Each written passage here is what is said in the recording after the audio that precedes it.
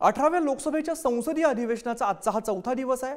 नीट परीक्षेतील घोटाळ्यावरून इंडिया आघाडी आता आक्रमक झाल्याचं बघायला मिळतं। आज संसदेच्या दोन्ही सभागृहात इंडिया आघाडी नीट परीक्षेचा मुद्दा मांडेल।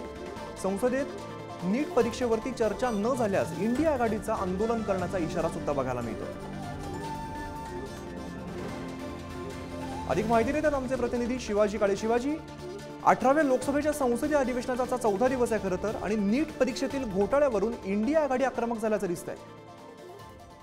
आज नीट प्रश्नावरती लोकसभा असो किंवा राज्यसभा असो दोन्ही ठिकाणी चर्चा करण्यासाठी स्थगन प्रस्तावाची मागणी विरोधकांनी केलेली आहे। आणि आता ही मागणी मान्य करण्याचं काम लोकसभा अध्यक्षांकडे असतं। ती मान्य केली जाते का हे सगळ्यात महत्त्वाचं पाहणं महत्त्वाचं आहे। जरी मान्य केली नाही तरीही राहुल गांधी जेव्हा अभिभाषणावरती बोलते, राष्ट्रपती द्रौपदी मुर्मू यांनी जे काल अभिभाषण दिलं त्या प्रस्तावावरती सर्व राजकीय पक्षाचे नेते बोलत असतात आणि साधारण 21 तास जी आहे ही चर्चा अपेक्षित आहे। त्याच्यामध्ये वेळ वाढवण्यात दिला जाऊ शकतो सर्व राजकीय पक्षांसाठी।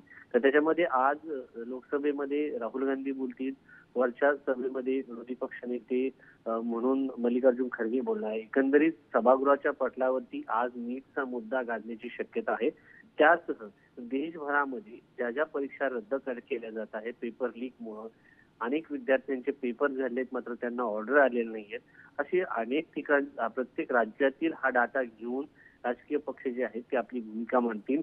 प्रत्येक राज्यातील अनेक पक्षाचे जे खासदार आहेत, प्रादेशिक पक्ष आहेत, ते देखील या संदर्भात आपली भूमिका मांडणार आहेत। त्यामुळं पेपर फुटीचा हा जो प्रश्न आहे त्यामुळं जे तरुण आहेत त्यांचे आयुष्य जे उद्ध्वस्त होत आहे, त्याचबरोबर नोकरीसाठीचा जो कालावधी असतो वयाचा तो देखील निघून जात आहे। यामुळे सरकारच्या या सगळ्या धोरणामुळे विद्यार्थ्यांमध्ये तरुणांमध्ये जो असंतोष आहे त्या असंतोषाला वाचा फोडण्याचं काम विरोधी पक्ष आज संसदेमध्ये करणार आहे। आणि या सगळ्यामध्ये आता नक्की सत्ताधारी पक्षाची काय भूमिका असते हे देखील पाहणं महत्त्वाचं असणार आहे।